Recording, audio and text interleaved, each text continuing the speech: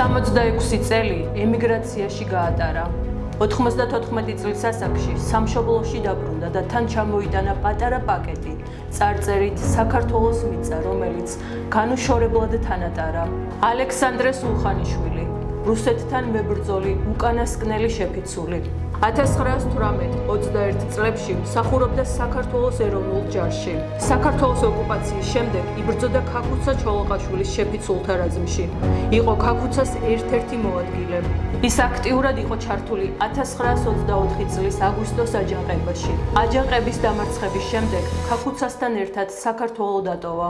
სხვადასხვა დროს ცხოვრობდა საფრანგეთში, გერმანიაში, ბელგიაში, ამერიკის შეერთებულ შტატებში. 1990 წლის 19 ოქტომბერს ოცნება აუსრულდა და სამშობლოში დაბრუნდა. 94 წლის ასაკში მძიმე დავადმყოფი.